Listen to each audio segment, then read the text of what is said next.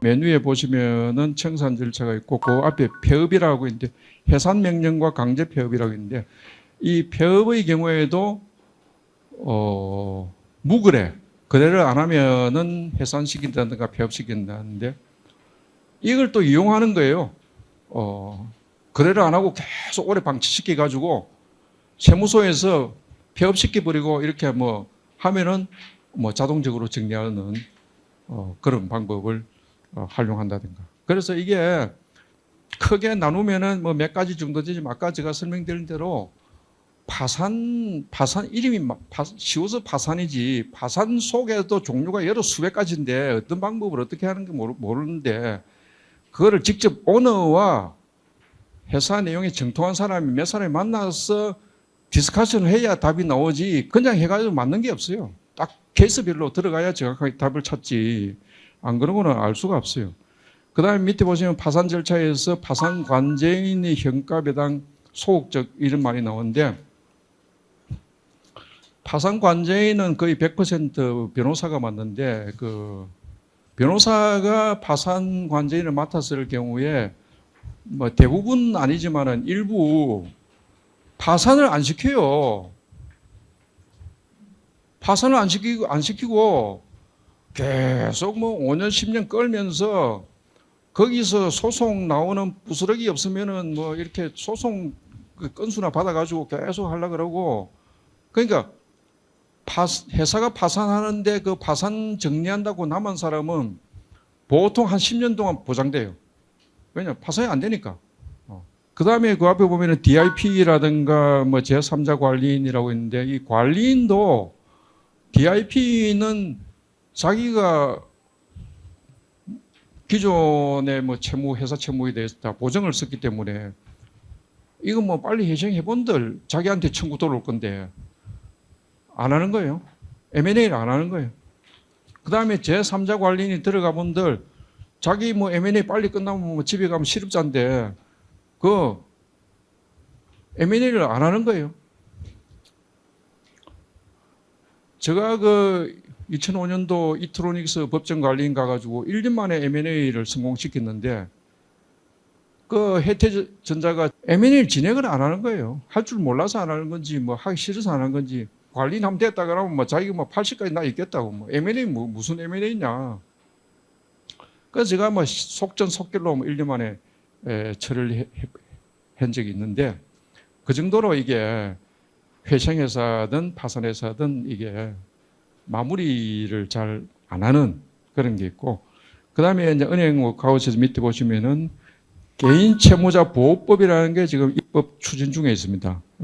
그것은 금융위원회 홈페이지에 들어가시면은 개인 금융 채권의 관리 및 개인 채무자 보호에 관한 법률이 있고 그 다음에 신용회복위원회 홈페이지에 신용회복 지원 협약이 있고 은행연합회 홈페이지에 채권은행 협약이 있고 이렇게 있습니다. 그것들은 여러분들이 한번 참고로 보시면은 도움이 되실 겁니다. 회생 절차에서 선택권, 상계권, 부인권, 환치권 네 가지가 있는데 그거를 핵심만 말씀드리면은 돈 갚을 사람이 있는데 돈을 갚기 싫어가지고 돈을 빼돌린다는 거죠. 이모한테 옛날에 뭐 1억 빌렸다 해가지고 이모한테 빌린 차용증 1억 쓰고 돈을 1억 쭉 버린 거예요. 그 나중에 채권자들이 집행하려면 돈이 하나도 없네. 은행 통장이 제로네. 그러니까 채권자가 이거 사기당했다. 이 친구를 사기죄로 하면은 형법상은 절차가 복잡하니까 일단 채권자 취소권 민법으로 이모한테 돈 준 거는 무효다. 돌려달라. 하는 거죠. 그게 이제 민법에서 채권자 취소권으로 되어 있는데 그것이 채무자회생법에 들어오면은 엄청 엄격합니다. 채권자 취소권은 고의적으로 빚을 안 갚기 위해서 빼돌리는 것만 무효화시키는데 회생 절차에서는 정당하게 준 것까지 다 무효시켜버려요. 왜냐? 채권자들이 많은데 공평하게 다 줘야 되는데 왜 그 사람만 줬냐? 돈 갚을 게 뭐 한두 푼이냐? 그래서 회생 계획에서 공평하게 나누어서 10분의 1씩 준다든가 20분의 1씩 준다든가 이렇게 나눠줘야지 왜 그 사람은 100%다 줘버렸어? 그건 무효야. 그건 무효가 되는 거예요. 그러니까 이게 부인권을 민법의 채권자 취소권보다도 굉장히 확대해서 적용한다는 거고, 그 다음에 상계권은 오히려 민법 상계보다 더 축소한다는 거죠. 자, 민법에서는 A와 B가 돈을 주고받을 게 있는데 한 사람은 100억 줄 거 있고 한 사람은 50억 주고 있다. 그러면 50억까지 퉁치고 100억 주고 있는 사람이 50억 더 주면 되겠네. 이게 이제 상계권이잖아요. 그런데 채무자회생법에서는 그게 마음대로 허용이 안 되는 거예요. 왜 허용이 안 되느냐?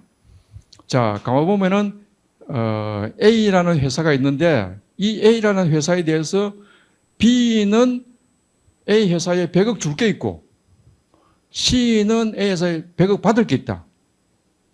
그러면 가만 보니까 이 회생회사에 줄 거 있는 사람은 100% 줘야 되는 거예요. 100억을 100% 줘야 되는 거예요. 그런데 받을 거 있는 사람은 회생계획에서 10% 받을지 20% 받을지 모르는 거예요. 그러니까 한마디로 쓰레기예요. 휴지. 돈 받을 게 채권이 휴지가 되는 거예요. 그러니까 둘이서 짜고 네가 줄 거 내가 받을 거를 합치는 거예요. 합치가지고 받을 것을 줄 것으로 양수를 받아가지고 그나마 100억 없는 것을 하자. 그럼 이 사람이 100억 줄게 어떻게 보면은 이 회생회사가 정상적으로 받을 것은 못 받게 되고 줄 것은 주게 되는 어떤 그 회생회사의 이 재무구조를 악화시키는 것으로. 그러니까 민법에서 보장되어 있는 상계권보다 엄격하게 축소해가지고 상계 금지 규정을 많이 만들고 해가지고 채무자 회생법에서는 상계를 잘 하기 어렵도록 만들어 있습니다. 그 사례가 하나 있는데 그 사례는 간단하게 설명드리면은 기아 산업이 있고 기아 자동차가 있었어요. 기아 산업은 파산으로 들어가고 기아 자동차 회생으로 들어갔었어요. 그런데 같은 계열회사니까 자기들 평상시에 사이 좋고 하니까 뭐 줄 거 주고 바꾸고 뭐 별 계산도 안 하고 뭐 그냥 뭐 있었는데 나중에 기아 자동차는 회생에 들어가서 관리인이 들어서고 기아 산업은 변호사가 파산관제인이 들어서고 하니까 양쪽 거래관계를 정산을 엄격하게 따지고 들은 거예요. 그러니까 이제 서로 줄 거 받을 것을 상계를 하자 하는 거예요. 상계를 하자고 하니까 기아 자동차에서 상계 못 하겠다. 왜냐? 우리는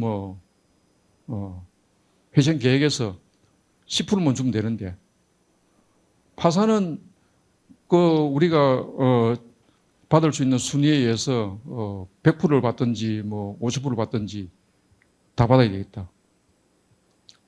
그러니까 처리를 못 하는 거예요. 기아 산업에 있는데 상계를 못 하겠다고 좀 어떻게 방법이 없냐 해가지고 그때 제가 가르쳐 줬는데 그 다음날 바로 상계했어요. 그게 뭐냐면은 회사 정리법에서 상계를 못 하는데 파산법에서 상계를 하면 가능한 거예요.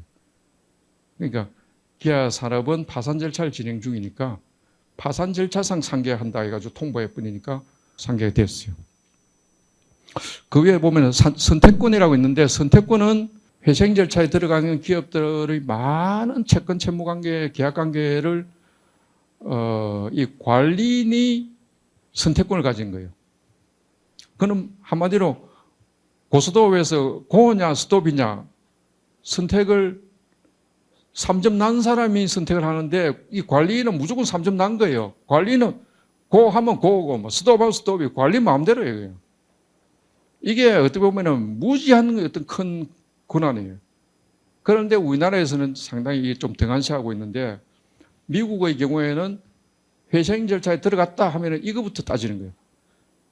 고할 채권, 스톱할 채권 이거 분류해가지고 결과가 어떻게 되느냐 보고 회생을 진행하는 거예요. 그러니까 우리도 아마 앞으로는 회생 절차 들어가기 전에 고할 채권과 스톱할 채권을 분류하는 작업을 아마 먼저 할 것으로 생각이 듭니다. 그 다음에 회생 절차 신청을 위한 준비가 프리페이크인데 이게 이제 사전 회생 계약인데 미국의 그 프리페이크가 뭐냐면은 원데이인가입니다. 원데이. 오늘 프리페이크 만들어 오늘 신청하면 오늘 인가해 버리는 거예요. 또 오른쪽 보면은 일본에서 원데이 파산이에요. 일본에서 파산 신청서를 만들어 가지고 변호사가 검토해 가지고 신청하면은 예스냐 노냐 오늘 결정 나는 거예요. 우리는 회생 절차 신청하면은 그 조사 비용 먼저 납부해라.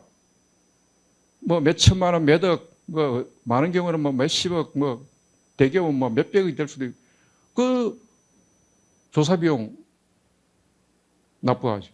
그러니까 어떻게 보면은 응급 환자가 들어왔는데 빨리 검사를 해서 빨리 무슨 과로 보내야 되는지 빨리빨리 보내야 되는데 그것도 뭐 시간만 가는 거죠. 오늘 강의 이것으로 마치겠습니다. 네, 감사합니다.